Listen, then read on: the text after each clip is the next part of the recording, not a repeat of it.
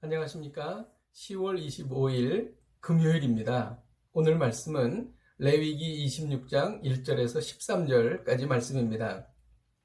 너희는 자기를 위하여 우상을 만들지 말지니 조각한 것이나 주상을 세우지 말며 너희 땅에 조각한 석상을 세우고 그에게 경배하지 말라.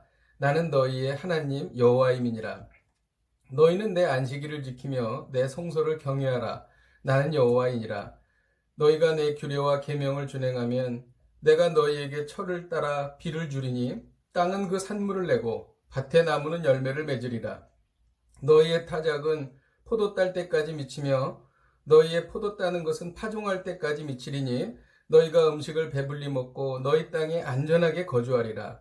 내가 그 땅에 평화를 줄 것인즉 너희가 누울 때 너희를 두렵게 할 자가 없을 것이며 내가 사나운 짐승을 그 땅에서 제할 것이요 칼이 너희의 땅에 두루 행하지 아니할 것이며 너희의 원수들을 쫓으리니 그들이 너희 앞에서 칼에 엎드려질 것이라.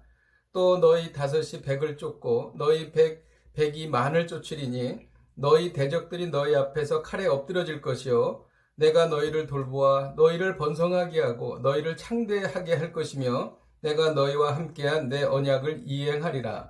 너희는 오래 두었던 묵은 곡식을 먹다가 새 곡식으로 말미암아 묵은 곡식을 치우게 될 것이며 내가 내 성막을 너희 중에 세우리니 내 마음이 너희를 싫어하지 아니할 것이며 나는 너희 중에 행하여 너희의 하나님이 되고 너희는 내 백성이 될 것이니라. 나는 너희를 애굽에서 인도해내어 그들에게 종된 것을 면하게 한 너희의 하나님 여호와이니라. 내가 너희의 멍에에 빗장을 부수고 너희를 바로 서서 걷게 하였느니라. 아멘. 오늘 말씀은 하나님께서 우리에게 복을 주시겠다 하시는 내용이 여기에 기록되어 있는데요. 조건이 있습니다. 그것은 1절에 보면 우상 숭배를 하지 말라는 거예요. 그리고 2절에 보면 안식일을 거룩하게 지켜라. 그리고 내 성소를 경외하라. 내 성소를 경외하라는 것은 하나님을 경외하라는 것이죠. 종합하면 나 여호와 하나님만 사랑하라. 그러면 내가 너희에게 복을 줄 것인데 그 복이 엄청납니다. 철 따라 비를 주시고요. 열매를 맺고요.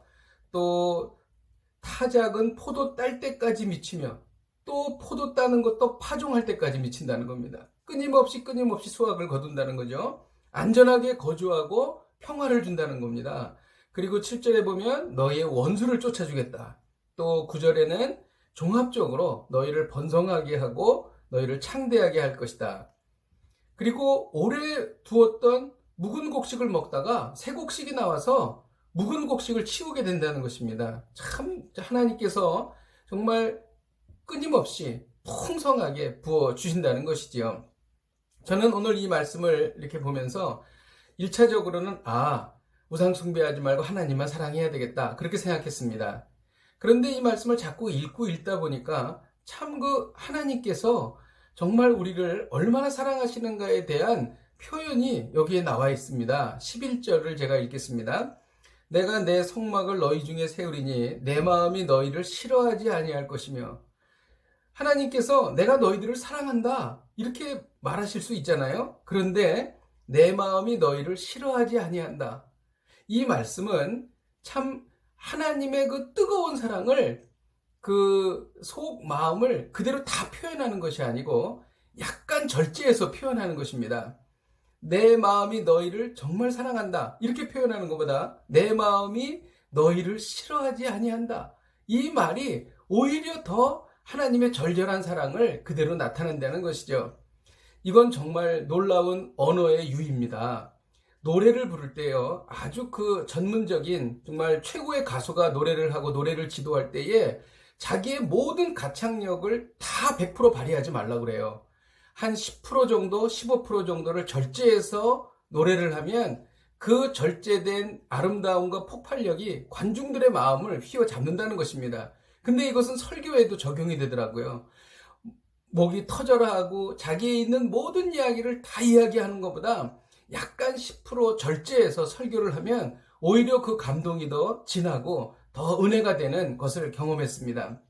저는 오늘 이 말씀을 통해서 제가 설교를 할 때에도 약간 절제된 그러한 설교를 함으로 인해서 더 큰 효과를 거둬야 되겠다 그런 생각을 했습니다. 우리가 부부간에 사랑의 표현을 할 때에도, 말을 할 때에도 다 그것을 사랑한다고 절절히 얘기하는 것보다 약간 절제해서 표현한다면 더 사랑이 뜨겁게 폭발력 있게 최대의 효과를 거두고 전해질 것입니다. 또 아이를 훈계할 때도 마찬가지인 것이죠. 약간 절제해서 아이들을 훈계할 때 아이들은 더 깊이 있게 이것을 부모님의 뜻을 깨닫게 될 것입니다. 근데 무엇보다도 정말 반드시 적용해야 될 것은 하나님께서 우리에게 내 마음이 너희를 싫어하지 아니할 것이며 약간 절제된 표현으로 우리에게 애정 표현을 하심으로 극대의 효과를 거두셨습니다. 우리도 똑같이 우리가 기도할 때에도 정말 하나님을 사랑하지만 우리가 이렇게 표현하는 것이 어떨까 싶습니다. 하나님, 제 마음이 하나님을 싫어하지 않습니다. 이렇게 표현하는 것이죠. 우리가 사랑한다라는 것보다 하나님, 제가 하나님과 함께 있는 것이 싫지 않아요. 하나님을 싫어하지 않아요. 이렇게 약간 절제해서 표현하는 것이죠. 이렇게 표현하심으로 인해서 하나님께서 더 기뻐하실 줄로 믿습니다. 제가 잠깐 기도하겠습니다. 하나님 아버지, 우리가 우상 숭배하지 않고 하나님만 사랑함으로 오늘 본문에 기록된 이 놀라운 복들을 누려서 견고하고 번창한 인생 되게 하여 주옵소서. 또 우리가 세상을 살 때에도 약간 절제해서 표현함으로 인해서 극대한 최대의 효과를 얻을 수 있도록 도와주옵소서. 주님, 이렇게 주님께 고백해 봅니다. 주님, 저희는 주님과 함께 있는 것이 싫지 않습니다. 주님, 저희들의 마음을 알아주시기를 소망합니다. 예수님의 이름으로 기도하였습니다. 아멘. 할렐루야. 오늘도 약간 절제하여 하나님께 사랑을 표현함으로 인해서 하나님과 깊은 사랑의 교제를 나누시기를 주님의 이름으로 축복드립니다. 오늘도 승리하십시오. 화이팅!